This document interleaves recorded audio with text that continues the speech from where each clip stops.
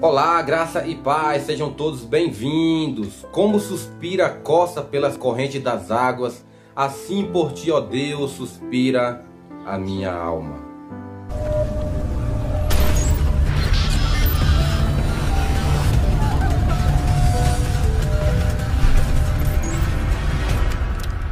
Você está no canal Irmão Helder FP, somente a verdade. Somente a verdade.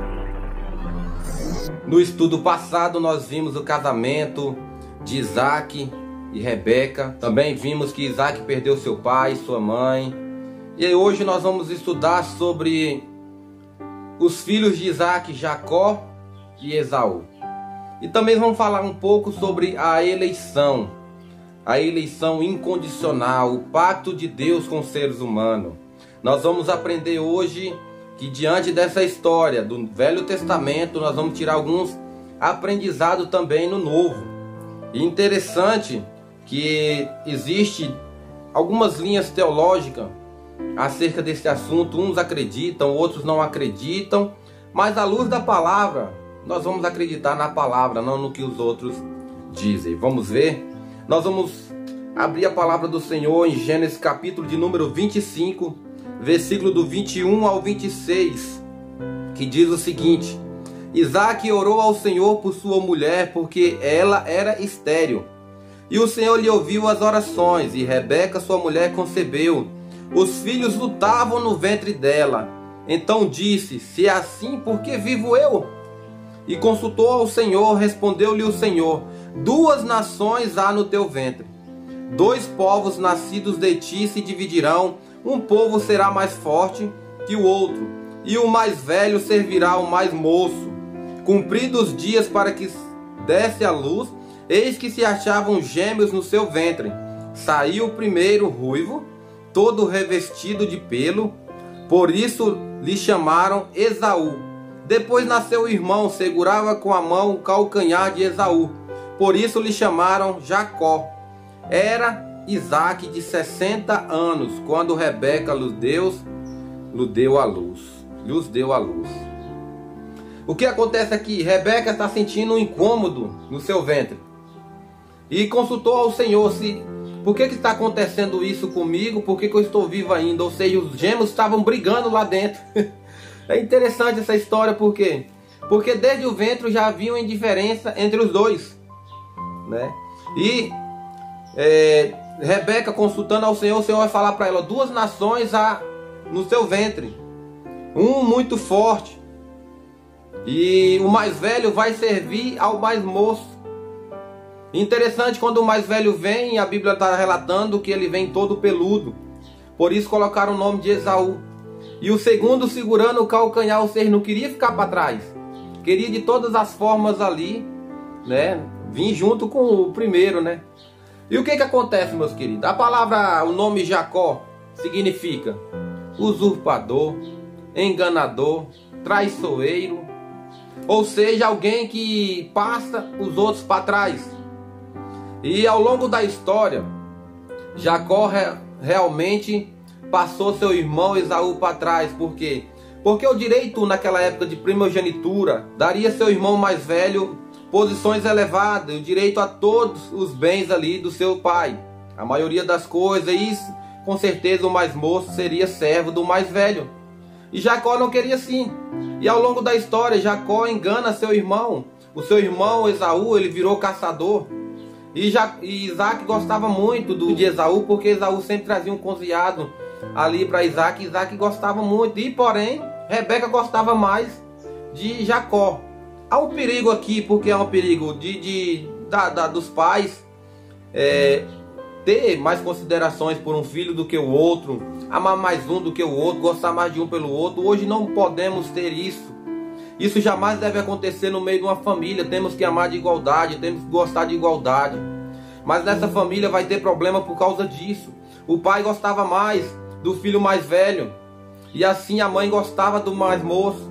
E o que acontece? Para ganhar o direito de primogenitura, Isaac vai abençoar um dos dois, e Rebeca dá uma ideia para Jacó. Vai dizer a Jacó: olha, eu arrumei uma caça aqui de Esaú, tem uma caça, seu pai gosta muito, vamos pegar pelo de ovelha, né? E vamos colocar em você para... Seu pai já tá meio cego, e o que acontece? Ele não vai enxergar direito, ele não vai ver que você é Jacó. Ele vai pensar que você, Esaú, vai te abençoar primeiro do que Esaú.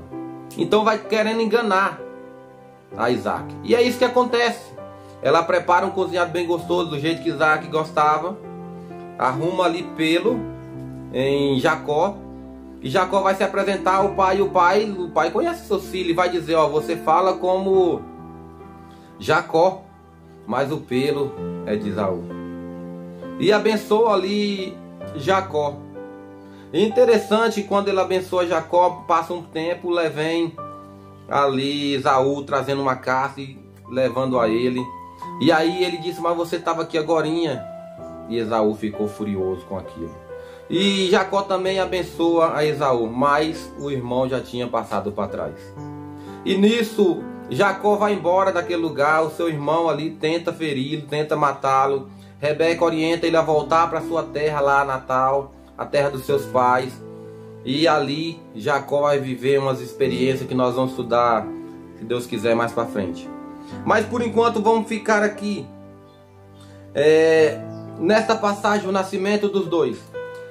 Como que nós vamos entender a eleição incondicional do Senhor diante dessa passagem? Duas nações há no ventre de Rebeca. E quando eles nascem, um dos filhos vem grudado no calcanhar. O seu nome é usurpador, enganador, traiçoeiro, que passa os outros para trás. Mas quando Jacó passa no vale de Jaboque, ele é convertido e o seu nome é mudado a Israel. Israel significa povo de Deus.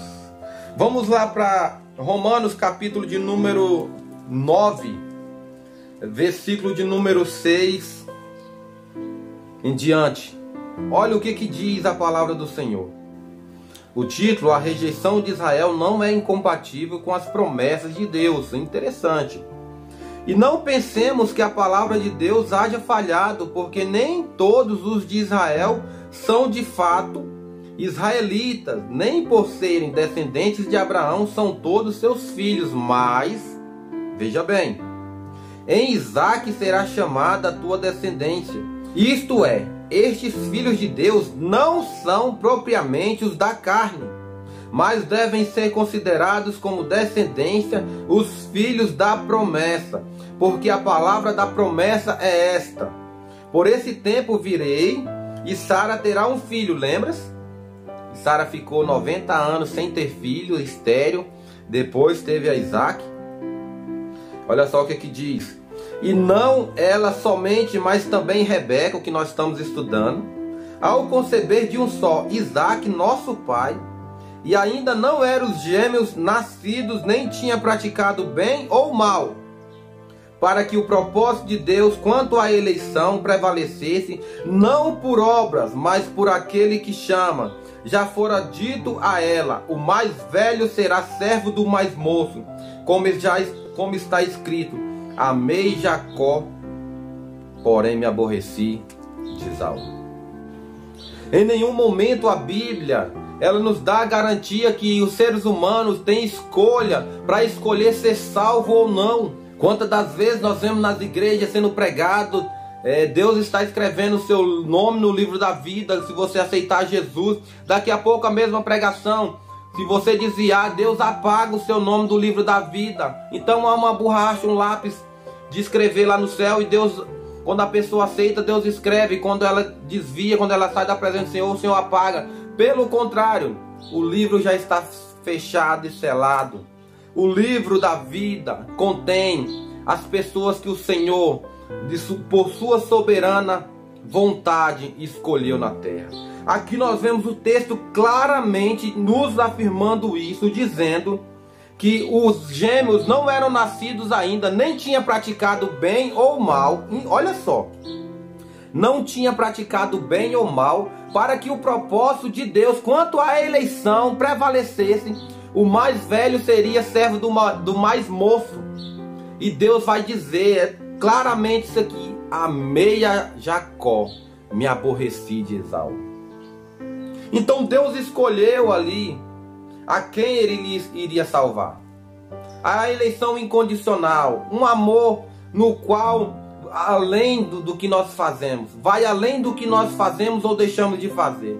As pessoas acham que vão ser salvos pelas obras, pelas boas obras, por ajudar, por fazer caridade, por estudar a palavra, por isso, por aquilo. Não, isso é fruto da salvação. Todos aqueles eleitos, todos aqueles que são chamados segundo o propósito do Senhor, desenvolverão a salvação. Sem a santificação ninguém verá a Deus, ou seja, os escolhidos são conhecidos pela santificação, por um modo de vida diferente das demais pessoas. São considerados filhos de Deus, não os da carne, ou seja, não aqueles filhos ali no qual vieram de Ismael, no qual vieram de Esaú, no qual vieram da descendência, mas Jacó para trás, Isaac e Abraão. Abraão, Isaac e Jacó. Então os filhos verdadeiros de Deus são os filhos da promessa. E como eu sei que há um filho da promessa aqui nos dias de hoje? Eu não sei, eu não sou Deus. Mas eu sei de mim. Cada cristão desenvolve a sua fé. Em Romanos 8 vai nos dizer também que o Espírito de Deus testifica com o meu espírito que eu sou filho de Deus. Em João vai nos falar que ninguém pode vir a Jesus se pelo Pai não for concedido. Ninguém poderá dizer Senhor, Senhor, sem o Espírito Santo. E a pessoa tendo o Espírito Santo não dirá anátema, não será maldito. Sobra o que para essas pessoas que vai dizer que você tem escolha? Que você que escolhe ir para o céu ou para o inferno? Eu sei que você escolhe sofrer, ou sofrer mais, ou sofrer menos nessa terra, que o sofrimento vem para todos. Você escolhe se você vai praticar o bem ou o mal. Deus permite que aconteça o bem ou o mal. Deus permite que você tome decisões certas ou erradas. O coração do homem faz plano, mas a resposta vem de Deus. Então só não resta o que? Até o nosso querer e o realizar depende dele. Porque dele, por ele e para ele são todas as coisas. Não sobra nada para o ser humano, meus queridos. Não sobra nada para me dizer que você tem que aceitar Jesus de qualquer jeito. Deus não vai fazer por você. Deus vai fazer por você sim. É por isso que há esperança para o ser humano. É por isso que hoje nós pregamos uma palavra no qual nós temos essa fé. Que se Deus tem os seus escolhidos, que Deus, se Ele eleger um povo, Ele irá cumprir a sua palavra. Independente do que elas estejam fazendo ou não, se estão na droga, se estão nas prostituição, se estão matando, se estão roubando, se estão no presídio ou qualquer lugar. Eu creio nessa eleição. Eu creio que há filhos de Deus e a palavra precisa ser chegada a ela, para que ela ouça a voz do bom pastor, e o próprio Espírito é quem toca no coração dela, porque a palavra do Senhor nos diz que o Espírito Santo convencerá o homem de pecado. Se o Espírito Santo não fizer isso, de maneira nenhuma o homem poderá vir até Cristo e ser lavado e ir até Deus. Por isso o processo de salvação é esse. Deus tem os seus escolhidos. O Espírito Santo vai tocar. Ele vai tocar como? Pode ser por uma pregação, pode ser por uma mensagem como essa, pode ser numa entrega de folheto, a pessoa lê um folheto ali, ou pode ser que alguém jogou fora, uma pessoa ali leu aquele folheto, o Espírito Santo trabalhou naquele coração, o Espírito Santo convenceu o espírito daquela pessoa que ela está em pecado, que ele precisa de Cristo, que ele está condenado ao inferno, e por isso aquela pessoa ela vai confessar o Senhor Jesus de todo o seu coração, porque primeiramente o Espírito Santo agiu na vida dela. E vemos aqui nesta palavra a eleição incondicional. Antes de praticar o bem ou o mal, Deus já tinha escolhido Jacó e se aborrecido de Esaú. Deus também vai falar, aqui nos versículos em diante, que diremos, pois, a injustiça da parte de Deus. Muita gente fala, então quer dizer que Deus é injusto? Deus escolhe um e outros não, deixa a perdição. Meus queridos, o seu pecado te dá direito de pelo menos questionar a Deus alguma coisa, né? E o próprio apóstolo Paulo vai dizer aqui, ele vai falar assim, de modo nenhum. Pois ele diz a Moisés: terei misericórdia de quem me aprover ter misericórdia, e compadecer-me-ei de quem me aprover ter compaixão. O que o Senhor está dizendo? Eu terei misericórdia de quem eu quiser, eu sou soberano, eu criei os céus e a terra. O ser humano tem o que questionar. Nós temos a depravação total, ou seja, nós de maneira nenhuma por nós mesmos nós podemos chegar até Deus. O pecado nos afastou dele, e ele se reconciliou consigo mesmo por meio do seu Filho naquela cruz, Jesus. Por isso nós precisamos reconhecer isso. Não temos capacidade de chegar até Deus por nós mesmos. Precisamos do mediador, e esse mediador é o Senhor Jesus. E vai continuar dizendo assim: pois não depende de quem quer, não depende de você escolher ou não, ou de quem corre, mas de Deus usar a sua misericórdia. Porque a Escritura diz a Faraó, olha só: para isto mesmo te levantei, para mostrar em ti o meu poder, e para que o meu nome seja anunciado por toda a terra. Logo tem ele misericórdia de quem quer, também endurece quem lhe apraz. Ele vai dizer a Faraó: eu vou cumprir em você os meus desejos. O meu nome será anunciado na terra, todos vão saber do que vai acontecer aí no Egito. Deus, ele vai dizer a Moisés: vai lá e arranca o meu povo. Nós vamos estudar lá na frente isso aqui. E o que acontece? O faraó é endurecido pelo próprio Deus. Deus manda e Deus endurece. Porque Deus está mostrando àquele povo que há um só Deus. E lá no Egito tinha vários deuses, e cada vez mais que Moisés falava, Deus rebentava com o Deus dele. Porque o Deus criado pela mão humana é simplesmente pau, pedra, massa. É algo que quebra. É algo que o ser humano vai em direção, e aquele monumento aqui, aquela imagem está ali estática, não fala, não ouve, não atende. E o ser humano pensa que aquilo ali é real. E muitas vezes Deus concede algumas coisas e todos vão achar que é a imagem. Todos vão achar que é o seu Deus. E não é. O próprio Deus, ele endureceu o coração de Faraó. Ele dá a resposta a Moisés: eu vou endurecer o coração do Faraó para mostrar nele o meu poder. Então o que acontece? Se há intrigas hoje, se há dificuldades hoje, precisamos compreender o propósito do Senhor. Deus está dirigindo a história, a eleição incondicional. Deus amou a Jacó, aborreceu de Esaú. Então Deus, ele não deixa de ser justo por causa disso, porque ele é soberano. E diante da situação humana, da depravação total, diante dos pecados cometidos, diante da condenação que é nos dada, que a lei nos condena, nós não temos direito algum de pelo menos questionar a Deus o porquê disso, o porquê daquilo. E outra, você não sabe quem vai ser os salvos. Para que ficar discutindo, meu querido, essas coisas? Se você não compreende, se você não entende isso agora, peça a Deus para abrir os seus olhos. Mas dizer que não está na Bíblia, dizer que não é verdade, ou distorcer esse texto, e mais texto da palavra, Romanos 8, né? Distorcer João, que vai falar claramente que Deus tem os seus escolhidos, que há ovelhas de outro aprisco, que cabe a mim conduzi-las até um aprisco, e haverá um só pastor, um só rebanho. Elas vão ouvir a voz do bom pastor e virão. Ou seja, não tem para onde correr. Mas para você que está estudando desde o começo, você vai compreender. Deus tem um propósito na sua vida. Deus tem algo para você. Eu não sei quais são os propósitos de Deus, mas Ele tem propósito. Seja ele de bênção ou não, Deus tem propósito. Ele vai endurecer o coração das pessoas, se Ele vai permitir que as pessoas continuem do jeito que estão, as coisas acontecendo do jeito que estão, Ele é soberano, Ele permite. Mas se Ele tem algo contigo, Ele é fiel e justo para cumprir o seu propósito, as suas promessas. Deus de aliança, Deus de promessa. Esse foi o estudo de hoje. Entendemos que o nome de Jacó é usurpador, enganador, traiçoeiro.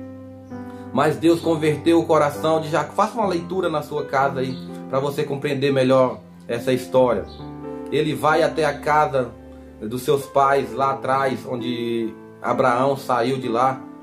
E ali ele arruma a esposa e volta. E o seu irmão reconcilia com ele. Todo aquele problema que eles tinham, os dois, foi reconciliado. E os dois fizeram as pazes. E de Jacó veio as 12 tribos de Israel. E é isso que nós vamos estudar nesse estudo agora que vem. Que Deus abençoe a sua vida, que você compreenda a palavra, Que você não perca a esperança sobre a sua família. Se você tem um filho, se você tem um esposo ou esposa, se você tem amigo, alguma pessoa que está perdida, que está num mundo onde aos olhos humanos não tem mais jeito, se Deus o elegeu, uma hora essa pessoa muda, Deus o converterá. E o ladrão da cruz, no último instante, foi salvo. Então não perca a esperança. Deus de aliança é um Deus de promessa. Ele é o Deus do impossível. Que Deus abençoe a sua vida. Até a próxima, se Deus quiser. Graça e paz.